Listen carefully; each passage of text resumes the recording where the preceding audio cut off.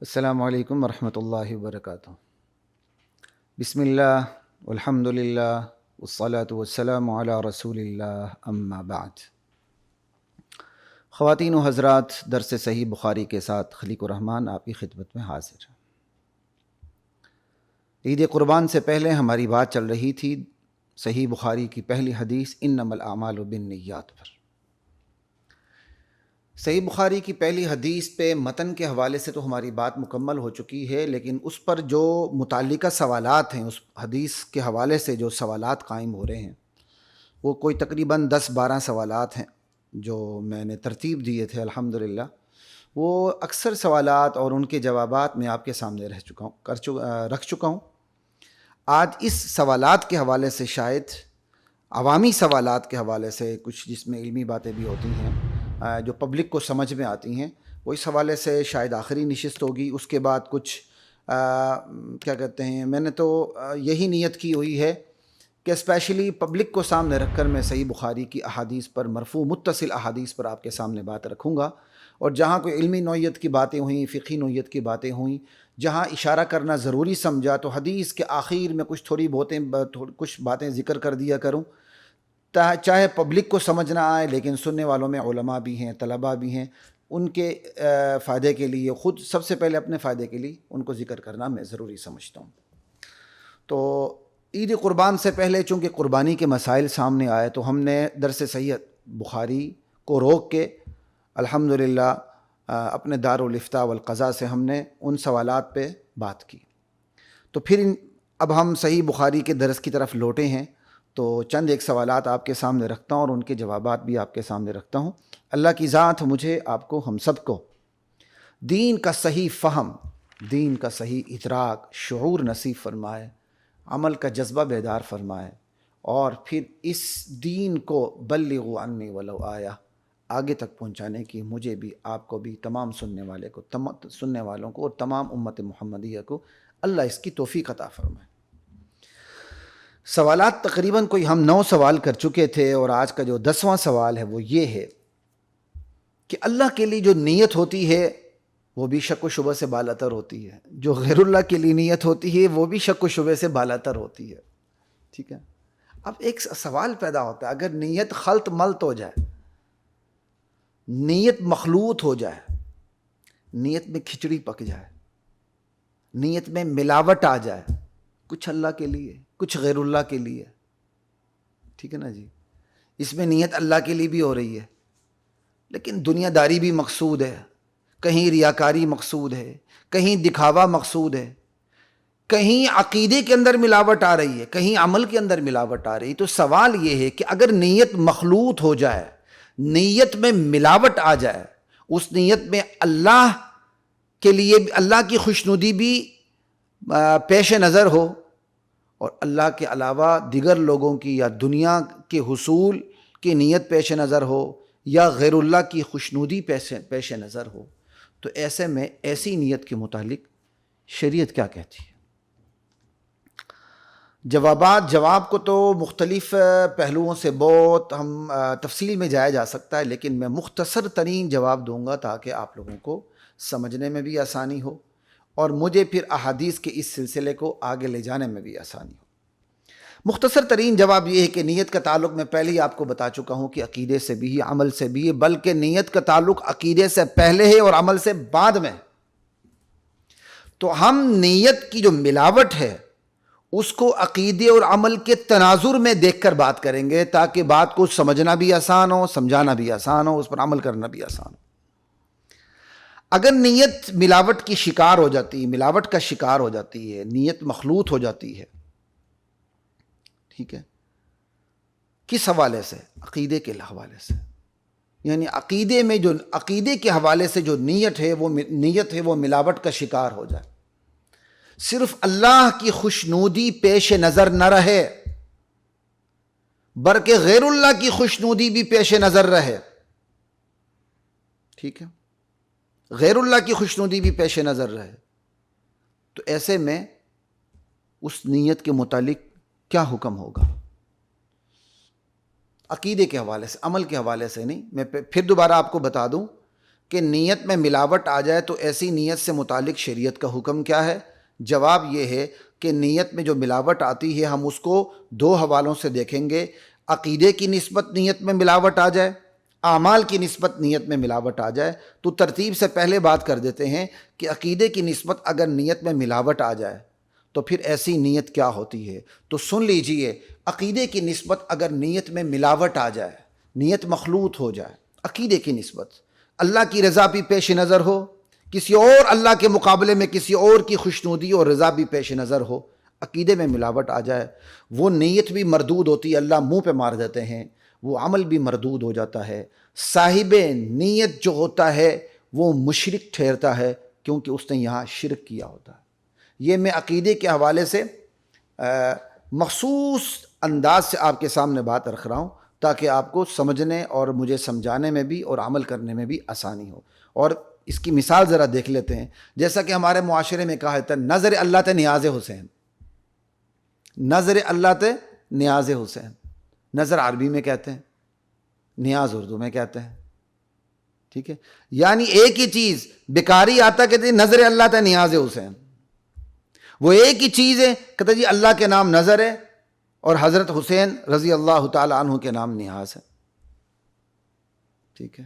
مثال کے طور پر ایک بندہ دیگ چڑھا رہا ہے، دیگ دے رہا ہے، وہ کہتا ہے یہ نظر اللہ تے نیاز ہے حسین، یہ اللہ کے نام نظر دے رہا ہوں، حضرت حسین کے نام یہ میں نیاز دے رہا ہوں، تو اللہ اور غیر اللہ کی شرکت آ گئی۔ اسی دیگ کے اندر اللہ کا نام بھی ہے، نیت، لیکن اس نیت میں ملاوٹ بھی ہے کہ اللہ کے علاوہ کسی اور کے نام پہ بھی یہ دیگ دی جا رہی ہے، ٹھیک ہے؟ یا بندہ کوئی بکرا، چھترا، دمبا، گائے، بیل، کوئی حلال جانور ذبح کرتا ہے اور اس نیت سے کرتا ہے نظر اللہ تے نیاز حسین، اللہ کے نام پر بھی دے رہا ہے وہی بکرا، یا حضرت علی کے نام پہ بھی دے رہا ہے، یا حضرت حسن کے نام پہ بھی دے رہا ہے، یا حضرت حسین کے نام پہ بھی دیتا ہے، یا کسی اور بڑی بزرگ ہستی کے نام پہ یا غیر بزرگ ہستی کے نام پہ دے دیتا ہے، تو پھر ایسا بکرا اگر اس نیت سے ذبح ہو جائے تو وہ حرام ہو جاتا ہے۔ خالص غیر اللہ کی نیت سے تو ویسے ہی حرام ہے بھائی، خالص اللہ کی نیت سے تو ویسے ہی حلال ہے۔ بات یہاں یہ ہو رہی ہے ایک بکرے کو ذبح کیا جا رہا ہے اللہ کے نام پر بھی، اللہ کے علاوہ کسی اور کے نام پر بھی، نظر اللہ تے نیاز حسین، ٹھیک ہے؟ تو ایسے جس جانور پر چھری پھیری جائے گی وہ خنزیر کے گوشت کی طرح حرام ہے، بلکہ عقیدے کے لحاظ سے خنزیر کے گوشت سے وہ بدتر ہو جاتا ہے، لا الہ الا اللہ، اور ایسے گوشت کا کھانا حرام ہو جاتا ہے، اس کو پھینک دیا جاتا ہے، لا الہ الا اللہ، کیونکہ یہاں شرکت آ گئی۔ وما اہل لغیر اللہ بہ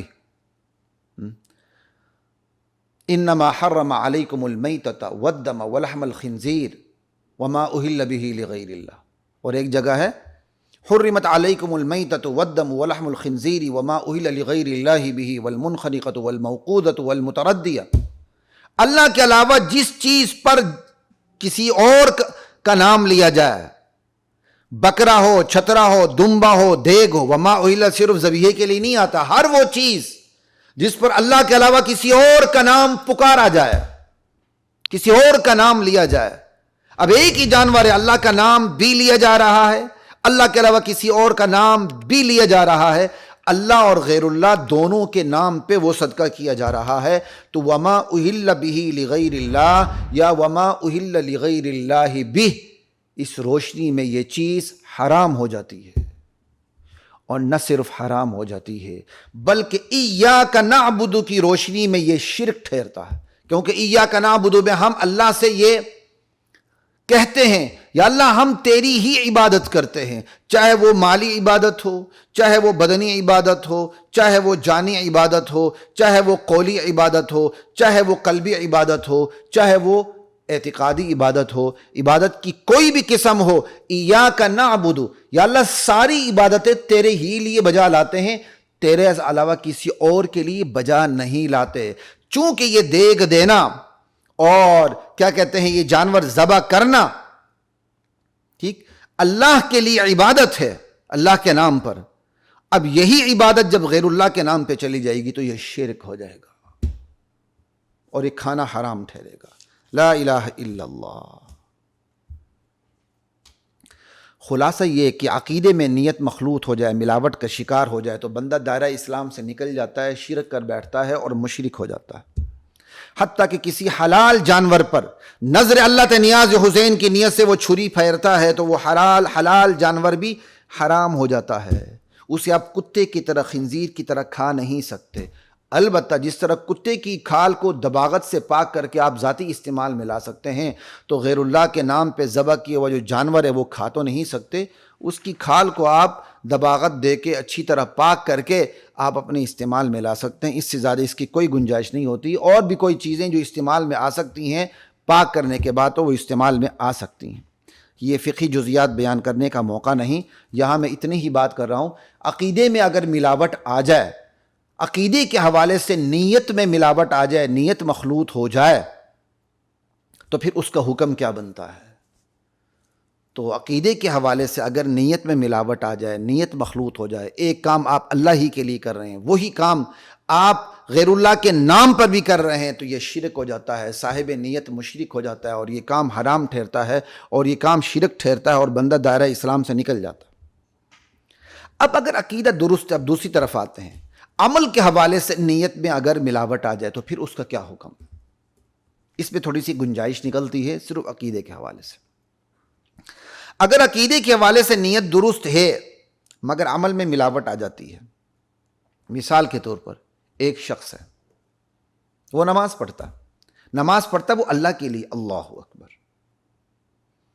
یعنی اس کی نیت نماز کے اندر جو قیام کرنا ہے وہ اللہ کے لیے، رکوع کرنا ہے اللہ کے لیے، سجدہ کرنا اللہ کے لیے، لیکن ساتھ اس نیت میں ملاوٹ کیا آ رہی ہے؟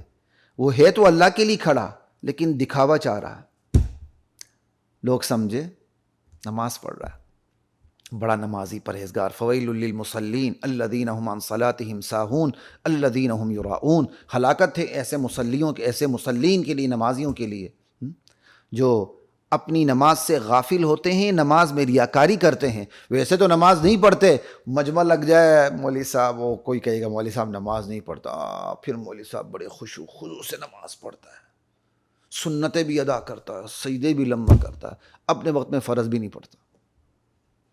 لا الہ الا اللہ، سمجھ آئی؟ اب یہ وہ کرتا اللہ کے لیے لیکن دکھاتا بندوں کو ہے کہ بندے مجھے نمازی سمجھیں، بندے مجھے پرہیزگار سمجھیں، تو یہ عمل کے حوالے سے نیت میں ملاوٹ آ گئی، یہ ریاکاری ہو گئی۔ اس ریاکاری کو حدیث میں شرک اصغر کہا گیا۔ یہ شرک جلی تو نہیں ہے کہ بندہ مشرک ہو جائے، دائرہ اسلام سے نکل جائے، فوراً جہنم رسید ہو جائے، لیکن یہ شرک اصغر ہے، یہ شرک خفی ہے، گویا کہ یہ شرک ہے، یعنی شرک خفی کہہ کر اس سے ڈرا دیا گیا ہے کہ بھائی تم نے یہ کام ایسا کیے دکھاوے کے لیے، گویا تم نے شرک کر دیا ہے۔ آپ کہتے ہیں نا شرک جلی کیسی اس کو شرک جلی کیسی سمجھ لیں، لا الہ الا اللہ۔ خیر یہ کسی بھی ایک لطیفہ ہی بن جاتا ہے، کیا کریں، اللہ اکبر۔ تو یہ شرک اصغر بن جاتا ہے، ٹھیک ہے۔ کسی کو بات بری لگی ہو تو میں معذرت چاہتا ہوں، خیر ہمارا کوئی مقصد کسی کو تانا دینا نہیں ہوتا، اللہ تعالی ہماری حفاظت فرمائے۔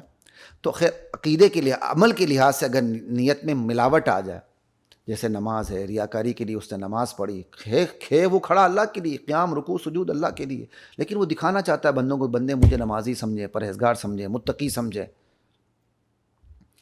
تو یہ شرک جلی تو نہیں، بڑا شرک نہیں جس کی وجہ سے وہ جہنم رسید ہوتا ہے، لیکن یہ چھوٹا شرک ہے۔ حدیث میں اس کو چھوٹا شرک کہا گیا ہے، شرک اصغر ہے، شرک خفی ہے، یعنی شرک جلی تک پہنچنے کے راستے کو یہ شرک ہموار کر دیتا ہے۔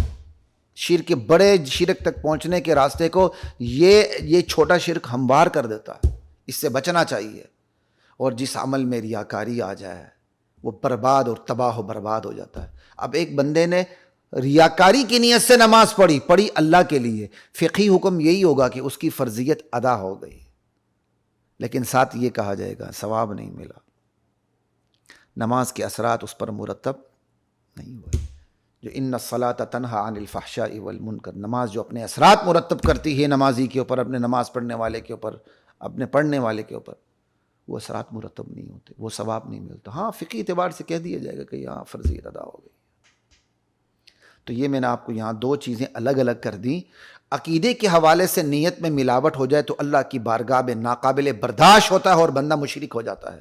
اور اگر عمل کے حوالے سے نیت میں ملاوٹ آ جائے تو وہ میں نے آپ کو بتا دیا یہ ہوتا ہے کہ وہ عمل کے لحاظ سے ملاوٹ آ جائے تو اس کو بھی شرک کہا گیا ہے، لیکن اس کو چھوٹا شرک کہا گیا ہے.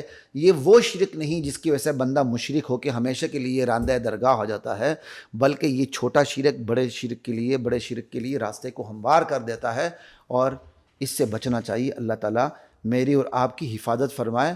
آج مسلمانوں کی بہت بڑی تعداد جو شرک جلی سے، بڑے شرک سے اگر محفوظ بھی ہے، اللہ محفوظ رکھے، تو میرے سمیت بہت بڑی اکثریت اللہ محفوظ پر ہے، یہ شرک خفی سے محفوظ نہیں ہے. ہم ریاکار ہیں. لا الہ الا اللہ. اللہ ہماری حفاظت فرمائے. اچھا، عمل کی نسبت جو نیت میں ملاوٹ ہوتی ہے نا، اس کی متعدد صورتیں ہو سکتی ہیں. یہ تو میں نے آپ کو ایک صورت بتا دی ریاکاری کے حوالے سے. اس کی متعدد پہلو ہوتے ہیں، متعدد نوعیتیں ہوتی ہیں، صورتیں ہوتی ہیں، جس حوالے سے پھر شرعی احکام بھی مختلف ہو جاتے ہیں. مثال کے طور پر حدیث ہی کی روشنی میں آپ کو ایک مثال دیتا ہوں تو ذرا سمجھنے میں آسانی ہوگی. ایک شخص ہے، وہ کسی ایک ایسے علاقے میں رہ جاتا ہے جہاں شرعی نقطۂ نگاہ کے تحت اس پر ہجرت کرنا فرض ہو جاتا ہے. اب آپ سوال کریں گے بھائی شرعی نقطۂ نگاہ کے تحت ہجرت کب فرض ہوتی ہے؟ تو بھائی آپ پچھلی ویڈیوز کو سن لیں، ہم اس پر تفصیل سے بات کر چکے ہیں کہ یہ مائگریشن جو ہے، مائگریٹ کرنا، یہ ایک فرد مسلم پر ایک علاقے سے دوسرے علاقے میں ہجرت کرنا کب فرض ہو جاتا ہے. یہ میں اس سے پہلے کی جو ہماری ویڈیوز ہیں اسی حدیث کی ڈیٹیل میں وہ میں بیان کر چکا ہوں. یہاں یہ موقع نہیں بات کرنے کا. یہاں ہم یہی بات کریں گے، ایک شخص پر ہجرت فرض ہو جاتی ہے، اب وہ ہجرت نہیں کرتا. ٹھیک ہے نا. یہ میں عمل میں جو نیت کی ملاوٹ ہے نا، اس کی ایک اور مثال دے کے سمجھانا چاہ رہا ہوں. ایک شخص سے اس پر ہجرت فرض ہو گئی ہے، موقع محل کے حوالے سے صورتحال ایسی پیدا ہو گئی کہ اب اللہ کا حکم آ چکا ہے کہ اب اس کو ہجرت کرنی چاہیے. مثال کے طور پر وہ ایک دار الکفر میں رہتا ہے، کافر ملک میں رہتا ہے، جہاں اس کے دین کی بقا نہیں ہے، اس کے اولاد کی دین کی بقا نہیں ہے، وہ اپنے ایمان کو محفوظ نہیں رکھ سکتا، وہ اپنے دین کا اظہار نہیں کر سکتا، وہ اپنے دینی اقدار اور اس کی ویلیو، اس کا اظہار اور اعلان نہیں کر سکتا، اس کا ایمان خطرے میں ہے. تو اللہ کا حکم ہے اب وہاں سے وہ ہجرت کرے. لیکن بندہ ہجرت نہ کر کے وہاں بیٹھا ہوا، سور کی چربی بھی کھا رہا ہے، چاہے حلال کھا رہا ہے، سور کی چربی مکس ہوئی ہے کھا رہا ہے، ایمان کو خطرہ ہے پھر بھی رہ رہا ہے. کیوں؟ بھلے ایمان کو خطرہ صحیح، ڈالر پاؤنڈ یورو تو آ رہے ہیں نا بھائی. اب ہجرت فرض ہو چکی ہے لیکن وہ ہجرت نہیں کر رہا. اچانک اس کو سوچ آتی ہے، یار چلو یہ کافر ملک نہیں صحیح، فلاں جگہ ہجرت کر کے جاتا ہوں جہاں میرے ایمان کو خطرہ نہیں، فلاں جگہ جاتا ہوں. لیکن اب جو فلاں جگہ وہ جانے کی سوچ کیوں رہا ہے؟ کہتا چلو وہاں چلا جاتا ہوں، دنیا کما لوں گا، چلو وہاں سٹیزن شپ لے کے ایک شادی بھی کر لوں گا. ٹھیک ہے. اب شریعت نے تو پہلے ہی اس کو کہہ دیا تھا یہاں سے ہجرت کرو، وہ ہجرت کر ہی نہیں رہا تھا. لیکن جب اس کو یہ سوچ آئی یہاں سے میں وہاں جا کے دنیا زیادہ کما سکتا ہوں، اتنی ہی کما سکتا ہوں، ایک عدد ماشاءاللہ شادی بھی کر سکتا ہوں، یا 2 3 4 عدد شادیاں بھی کر سکتا ہوں، اب وہ تیار ہو گیا ہجرت پر. اب وہ ہجرت کرتا ہے. اب آپ ایمانداری سے بتائیں اس کی ہجرت میں ملاوٹ آ گئی کہ نہیں آ گئی؟ کیونکہ شریعت نے تو اس پر ہجرت فرض کر دی تھی کہ حالات ایسے ہو چکے ہیں، اللہ کے بندے تو ہجرت کر جا. اس نے ہجرت نہیں کی. لیکن جب اسے دنیا نظر آئی دوسری جگہ، جب اسے عورت نظر آئی دوسری جگہ کہ میں وہاں سٹیزن شپ لے کے وہاں جا کے میں شادی کر سکتا ہوں اس علاقے میں، اب وہ ہجرت پر تیار ہو گیا. تو 3 چیزیں اسے ہجرت پر برانگیختہ کر رہی ہیں، آمادہ کر رہی ہیں. ایک، جو شریعت اسے کہہ رہی تھی ہجرت فرض ہو چکی، اس پہ وہ تیار نہیں ہو رہا تھا، لیکن تھی اندر بات کہ میں ہجرت کروں، لیکن اس کے اندر اتنی طاقت نہیں تھی، اس کے کیا کہتے ہیں ایمان میں، کچھ شریعت نے جو حکم دیا وہ اپلائی نہیں کر رہا تھا. لیکن اب 3 چیزیں جمع ہو گئیں کہ یار یہاں ایمان بھی نہیں بچ رہا، چلو دوسری جگہ جا کر میں دنیا بھی کما لوں گا، اچھا جی میں عورت سے شادی بھی رچا لوں گا. یہ تینوں چیزیں جمع ہو کر اسے پش کر رہی ہیں. اب اس نے ہجرت کر لی. تو ہجرت کا فریضہ تو ادا ہو گیا لیکن ثواب ادھورا رہا. ہجرت کا فریضہ ادا ہو گیا لیکن فرض ہجرت کا ثواب نہیں ملا. کیوں؟ فرض ہجرت کا ثواب تب ملتا جب شریعت نے اس کے اوپر ہجرت فرض کی تھی اور وہ ہجرت کر جاتا، پوسٹ پون نہ کرتا، لیکن اس نے ہجرت پوسٹ پون کی اور ہجرت پر تیار تب ہوا جب اسے دوسری جگہ دنیا نظر آئی، دوسری جگہ عورت نظر آئی، 3 چیزیں جمع ہو گئی، اب وہ ہجرت کرتا ہے۔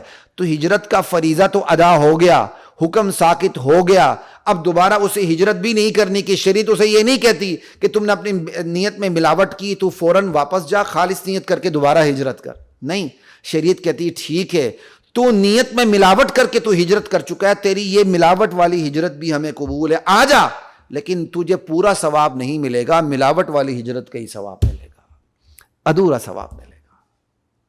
اگر اس نے شروع میں ہی ہجرت کی ہوتی،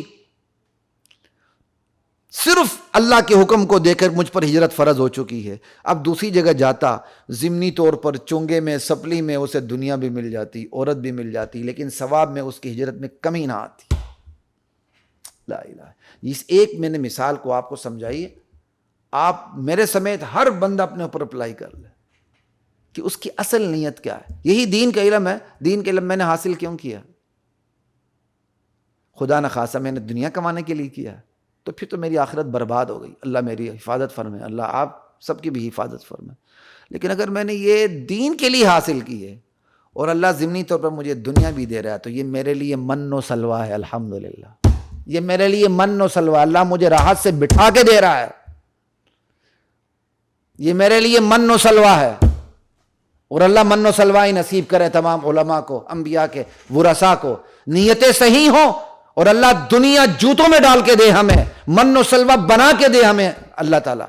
انبیاء کے ورثاء اس کے سب سے زیادہ مستحق ہیں، دیندار اس کا سب سے زیادہ مستحق ہے کہ دنیا تابعدار ہو کے ذلیل و حقیر و فقیر ہو کے اس کے پاس جائے، نہ کہ علماء خود ذلیل و حقیر ہو کے دنیا کے پیچھے چلے۔ یہ چیز دنیا داروں کو بھی اچھی طرح سمجھنی چاہیے۔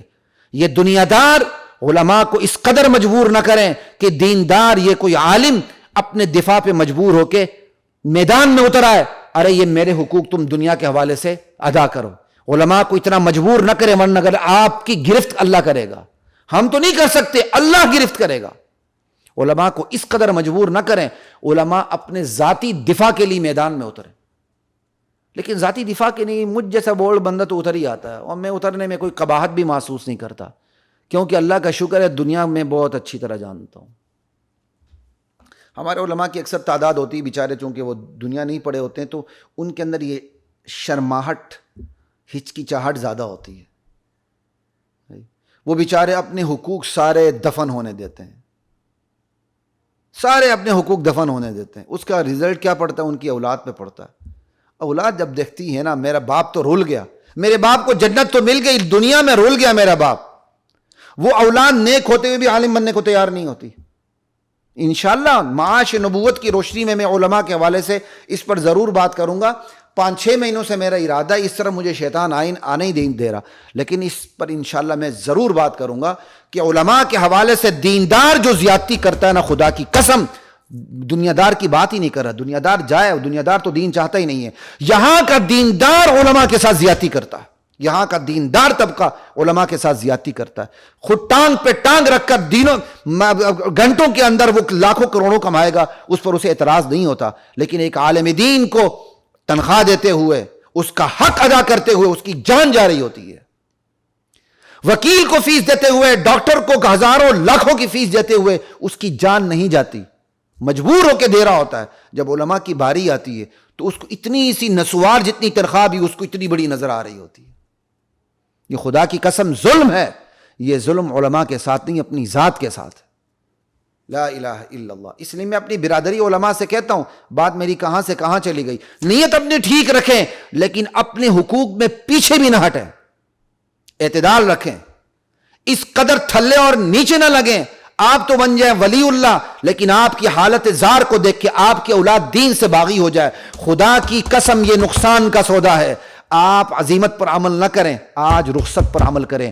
یہ دنیا اس وقت رخصت پر عمل کرنے کی ہے۔ عزیمت پر جو عمل کرتے ہیں کریں، بہت اچھی بات ہے، میں اس کا انکار نہیں کرتا، لیکن یہ دنیا رخصت پر عمل کرنے کی ہے۔ آپ عزیمت پر عمل کرتے ہیں نا تو ساتھ ساتھ ذرا اپنی اولاد کو بھی دیکھ کر عزیمت پر عمل کیا کریں، اپنے خاندان کو بھی دیکھ کر عزیمت پر عمل کیا کریں، اپنے گرد و پیش کو بھی دیکھ کر عزیمت پر عمل کیا کریں۔ ابا جان بڑا نیک عزیمت پر عمل کر رہا ہے، اور نتیجہ کیا ہے کہ جناب علی اولاد باغی ہو رہی ہے دین سے، تو اس سے وہ رخصت اچھی نہیں کہ آپ رخصت پر عمل کر کے دنیا کے اندر بھی آپ اپنا حصہ جو دین کے مطابق ہے اس کو لیں، تاکہ کم سے کم آپ کی اولاد بھی تو نہ بگڑے۔ ادخلوا فی السلم کافہ، اسلام میں پورے داخل ہو جائیں۔ اسلام ایک پورے پیکج کا نام ہے۔ اسلام گھر کے صرف آپ کا نام نہیں ہے اسلام کہ آپ صرف عمل کریں اور آپ کو دیکھ کر آپ کی اولاد باغی ہو جائے۔ یہ ایک پورا پیکج ہے کہ آپ عمل کریں لیکن یوں عمل کریں کہ آپ کی اولاد بھی دین سے باغی نہ ہو۔ لا الہ الا اللہ۔ خیر، یہ موضوع یہاں کا نہیں تھا، پتہ نہیں کس طرح میں نے بات یہاں چھیڑ دی، آ گئی اور آتے ہی چلی گئی۔ تو انشاءاللہ اس پہ بات کرتے رہیں گے۔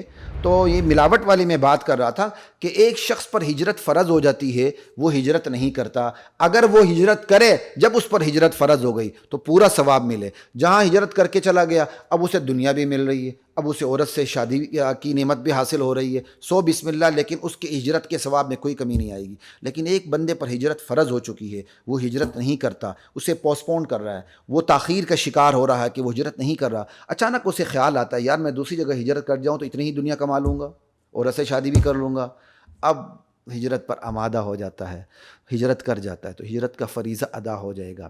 شریعت اسے یہ نہیں کہے کہ دوبارہ ہجرت کرو، فریضہ ادا ہو گیا لیکن ثواب ادھورا ملے گا۔ کیوں؟ اس کی اس نیت میں ملاوٹ آ گئی تھی، دنیا کی بھی عورت سے نکاح کی۔ ہاں، جو ملاوٹ آ گئی ہے وہ دنیا اس لیے کما رہا ہے کہ اللہ کے راستے میں خرچ کرے، عورت سے نکاح اس لیے کر رہا ہے کہ اپنی پاک دامنی رہے، باوجود اچھی نیت ہونے کے اس کو الگ ثواب ملے گا، لیکن جو ہجرت خالص ہجرت کا جو ثواب ہے وہ پورا نہیں ملے گا۔ کیوں؟ خالص ہجرت کے وقت شریعت کا حکم تھا یہاں سے فوراً نکلو، وہ نہیں نکلا، وہ خالص ہجرت کا پورا ثواب اسے نہیں ملے گا، ادھورا ملے گا۔ ادھورا ملنے کے ساتھ چونکہ جو اس نے دنیا کی نیت کی ہے اس نیت کے پیچھے بھی مقصد اس کا انفاق فی سبیل اللہ ہے، عورت سے نکاح کے لیے نیت ہجرت کی ہے، تین چیزیں، تیسری چیز عورت سے نکاح بھی آ گئی، اس پر بھی اسے ملے گا۔ لیکن جو الگ سے خالص ہجرت ہے اللہ کے لیے، چونکہ اس وقت اس نے نہیں کی، اس وقت کرتا تو اس کا مصداق بنتا فہجرتہ الی اللہ ورسولہ، جو اللہ اور اس کے رسول کی خاطر ہجرت کرتا ہے اس کی ہجرت کا کیا کہنا، بس یہی سن لو، اس کی ہجرت اللہ اور اس کے رسول کے لیے ہے، وہ خالی ہاتھ کبھی بھی نہیں ہوگا۔ خیر، اتنی بات میں نے آپ کے سامنے کر دی، آگے چلتے ہیں۔